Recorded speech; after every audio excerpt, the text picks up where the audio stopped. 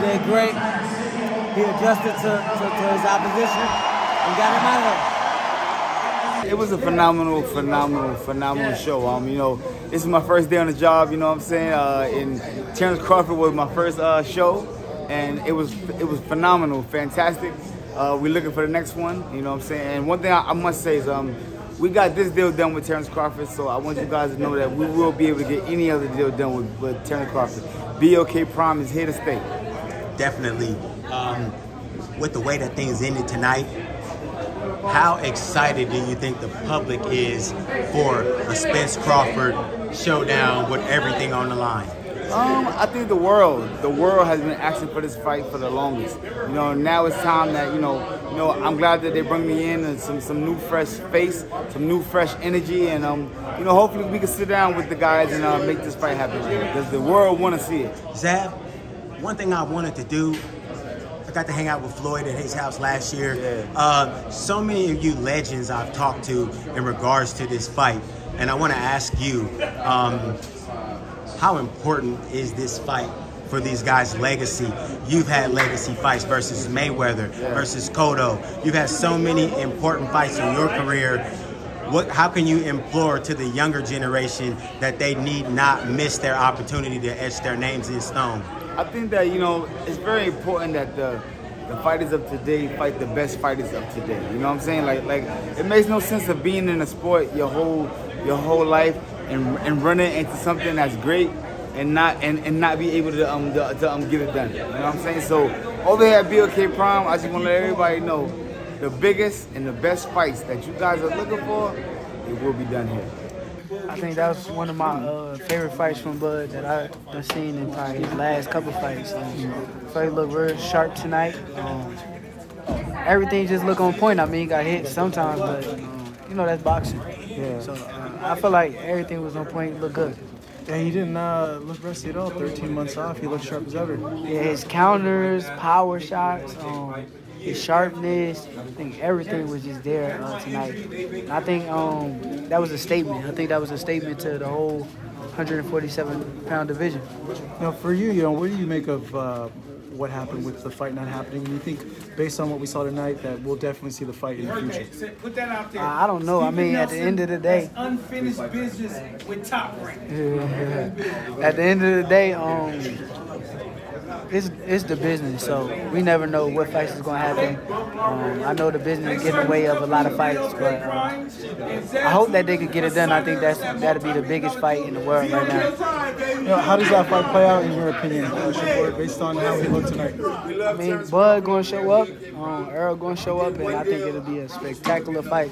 I want to be right there front row watching the fight, so can't wait to watch it. If we can't get it, I think that Charlo fight is a good consolation prize. What do you make of it? I think Bud could fight at, like you said, I feel like he go up to 54. I think his power translate even higher than that. So I don't seen him hurt heavyweights in the gym before. So at the end of the day, he can fight any way he wants to. So I think that'll be a tremendous fight. Awesome, bro. It was awesome. I mean, you can tell Terence Crawford is a test player inside the ring. That's what I just said. And I see him. I saw him all night just setting it up, and eventually dude broke down and he put him out. And it was amazing, bro. This whole the people I know. Of course, there've been a lot of rumors about the BLK Prime, and they was talking shit. But listen, bro, this event was fire. Like they had. What I heard on the broadcast was like 18,000 people here at this event. I mean, he had a whole city behind him, bro. This event was fire. So, and he closed out the show. Can't get no better. Definitely a packed venue tonight, man. Right. A lot of energy in the ring, both by Terence Crawford and David Avanesyan. But the fans, man, overall, probably some of the loudest that we've heard in a place that's not Las Vegas, man. Unbelievable atmosphere tonight, man. Rougarou, let me get you to rate Terence Crawford's performance tonight, 1 to 10. What'd you think? I mean, I would probably give him an 8, and simply, I mean, maybe he'll give himself higher or lower. I don't know. I just give him an 8. He got hit with some things, but at the same time, he was just setting up a lot of stuff up. I just saw him just setting it up. Maybe even a 9. Maybe I give him a 9, bro, because I mean, he just got hit with some things probably that was unnecessary, but I felt like he got hit because he wanted to. It was just like he was in the pocket sometimes, and it looked like he was playing with him, to be honest. talked to Bomac yesterday. Bomac said that it was going to be a 6 or 7 round KO, man. Hit it on the head with the 6th round. Right. What is it about Crawford that makes him so difficult in your eyes? He's cerebral, bro. He just he's just like I said, he a chess player. He just play chess. It's like he's setting you up with things, and at the same time he got power, and it's just like that's really it's kind of hard to beat, you know, because he change up. He got a lot of different variations. He change up everything he doing. He'll change it up, not just style wise, but he'll change it up speed wise, and he'll change it up power wise. So it's like you just don't know, you know. Like like I say, I never got knocked out, but like people get knocked out when the shots they don't see coming, when the shots they don't expect. So if you hitting somebody, you know, I might hit you, but if you hitting somebody, you touching them, and then you speed up a little bit, and then you touch them again, then you hit them with a hard one, you know, it just surprises you, and that's kind of what he do. That's kind of his style. He just break you down, not only physically, but he break you down mentally. Definitely. Looking ahead, Terence Crawford, Errol Spence Jr., obviously the most arbitrary question in boxing. When is the fight going to happen? But I'm going to put a spin on it for you. What do you think has to be done on Terence Crawford's side for the fight to be made? Thank you, bro. I don't know, bro. I really don't know. I mean, it looked like he had everything. He wanted everything done. It shouldn't be that hard. Terence Crawford is a free agent, so I don't think it should be that hard, especially if you're a free agent. I mean, I know how boxing is. It's cliques and stuff like that, and, you know, certain cliques don't get along with the sides and stuff like that. So, I don't know, bro. I don't know what it takes to get the fight. I don't think it will happen next, you know. I don't know. Or you don't think that it'll happen next still?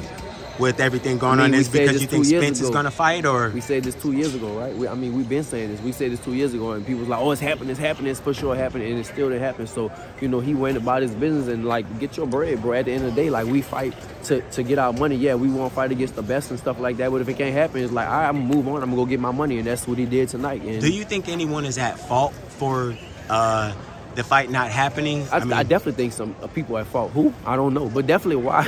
It's just like, it don't make sense not for it to happen, right? It's definitely people at fault, but who?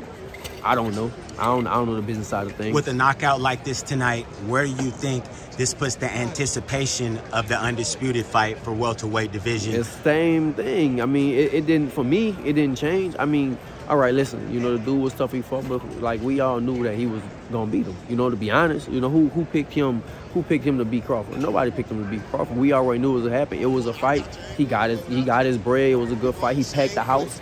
That, you know, that was cool. But listen, bro, I don't know. I don't know what's up with it, but I don't think the fight happened. Just to shift gears a little bit, what are your thoughts on the abilities of the sanctioning bodies to mandate these fights? I mean, isn't it as simple as maybe the 3 belts that Spence had? They come together and say, hey, you defend against Crawford next, bar none. Do they have the power to do that? Sound good, but does it happen? You know what I'm saying? That sound good, right? Definitely. If we can throw boxing, it sound good, but it just, most likely, it probably won't happen. So, I don't know, bro. I mean, there's definitely problems in the sport of boxing, but I'm not in control of it. I can't do nothing about it. I was locked out for a long time myself, you know, because of that type of stuff. So, I mean, it is what it is. That's how it goes. Definitely. Now, lastly, if that fight can't be made, Crawford is truly threatened to go up to 154 and take on Jermell Charlo. Right. If that did happen, what type of promotion would that be? Can you imagine that? That'll be nuts, bro. Now, listen, I'm cool with Crawford. We just talk. We gonna go to after party tonight and all that stuff. You know, but Mel, my boy, we grew up together. You know, that'll be one hell of a fight, bro. That'll be one hell of a promotion. Maybe he do it. I don't know, bro. I don't know. Control the fight from the beginning. That jab was beautiful. He switched southpaw, went conventional a little bit early, but the finish was unbelievable, man. From having a long layoff like that, the man is sharp. I mean, he's sharp, man. I can't wait to see him in aerospace. It was a perfect opponent because coming off a 13-month layoff, you need somebody to make you work a little bit, you know? Avanesyan is known as a durable guy. He's not too fancy, but he's in your face all the time. So it was kind of the perfect opponent for Terence to work off the rush, get some rounds in, have a guy in his face who made him think a little bit, and of course Terence was superior to him, and he showed it by the end of the night. But I think it was a good opponent. Gentlemen, let me ask you the question.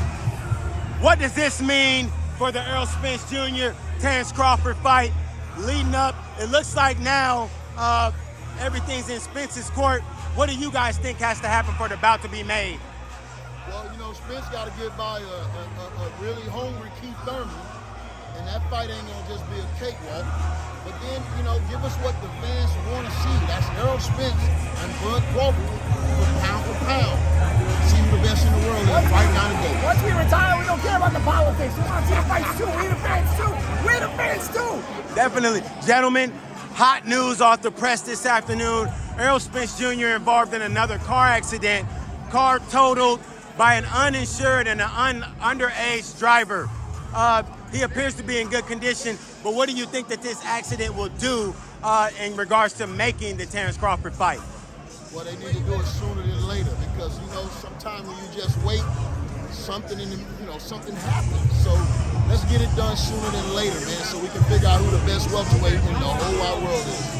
Assuming Errol's healthy after the car accident, yeah, man, let's get it done. It wasn't his fault. Hopefully, there wasn't no alcohol involved, and it was just one of those unfortunate incidents.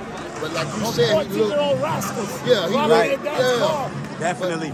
Somebody that wants to do hood rat stuff with his friends. Right. You know, it's crazy, but it wasn't his fault though. That's a good thing. Lastly, gentlemen, I want to ask you. We've got another big bout. Looks like just got lined up.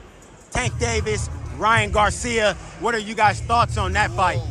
They trying to steal the fight everybody anticipates, man. I'm not That's excited gonna be a hell of a fight. until they fight. No, because they first got to fight somebody else first. Yeah. I'm excited about it until when it's the next fight. It could be a promotional thing just to promote their fight. As long as they promote it and it actually happens instead of fighting different guys and then not fighting. Right. I got to see them. I got to know if they're fighting. Only thing is all talk right now. Who's the #1 guy in the welterweight division right now after tonight, gentlemen? Has there been any change? I've always thought Bud. He got there first. But Earl came and got all swept up all the belts with one fight. You know what I mean? So yeah, it's time for them to settle the score, man. Errol's been my pick in a head-to-head matchup. Crawford has been my #1 pound-for-pound pick because of the body of work that he's done, and I believe he's a more complete fighter. He's just, I don't know that physically he can handle the real physical welterweight that is Errol Spence. He's going to be a much bigger fight. It's a great fight.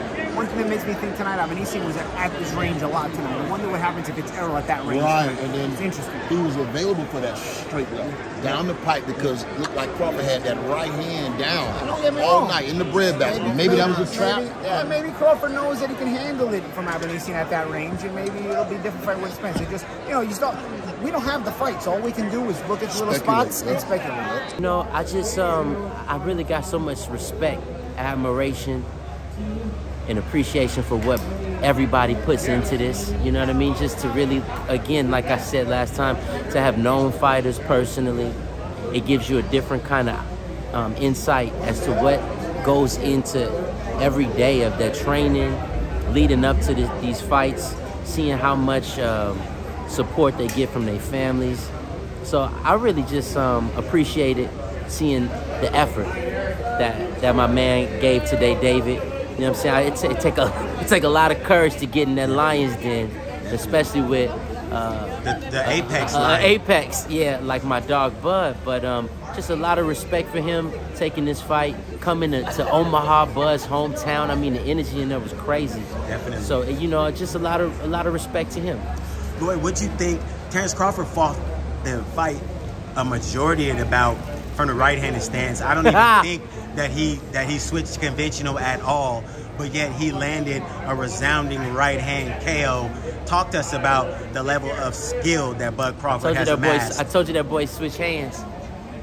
Well, I'm a southpaw. I'm a lefty, so to see him switch in and out is so impressive to me. But this is more of a technical question. And I'm no boxer. My friends that's watching right now is like, what that boy know?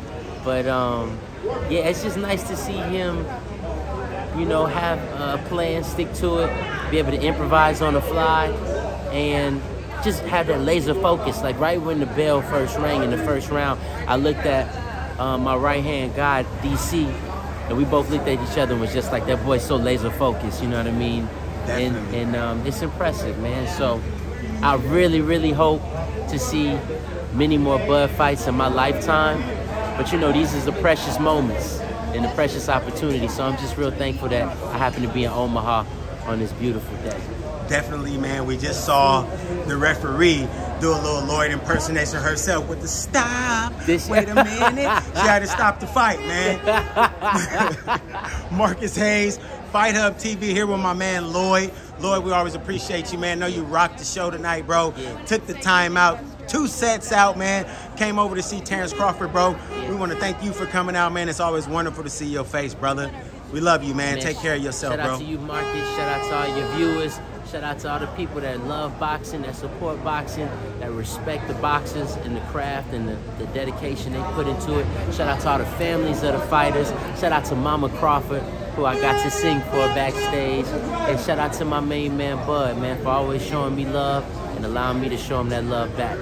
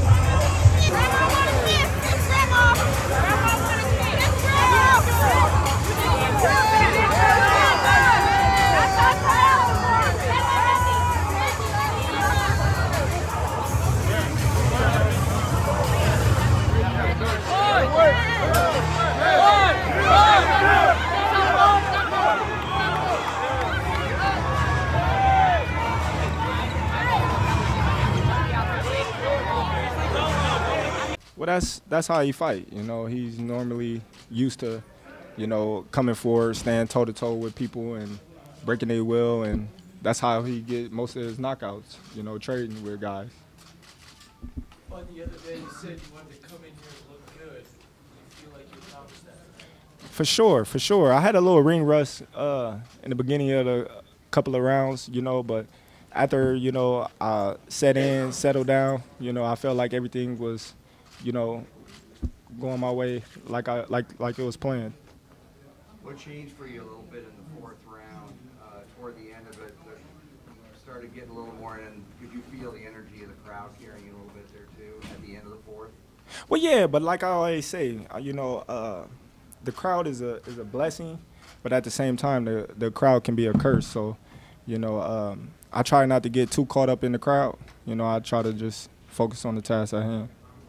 What were you starting to see different toward the end of the 4th round that you could maybe attack and get in there a little more? Because it just seemed to build until that last shot. Well, I was breaking them down with the body shots, you know, the stab to the body, the hooks to the body. So, you know, I knew I was breaking them down, you know, and I knew it would be, you know, a short night when I catch them.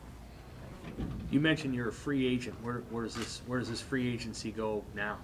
Wherever the sky take me, you know, I'm willing and able to do business with whoever, you know, be okay, You know, they was kind enough and blessed me with the opportunity of bringing another fight back to Omaha, Nebraska, and I appreciate them for that. And you know, who knows if they bring me another offer or something that me and my team agree upon. You know, of course, you know, we're gonna entertain it. If other fighters in the welterweight division is free and we can do business and it makes sense, then that's what we're gonna do. You mentioned picking your spots in the fight, but I'm guessing at this point in your career, you're picking the spots as to who you want to fight. Is there a message you want to give to Spence? I don't got to give no message to nobody. Everybody see what I've done in the welterweight division. Everybody see who I've been calling out. Everybody know what Terence Crawford brings to the table. So it's not, you know, too much of.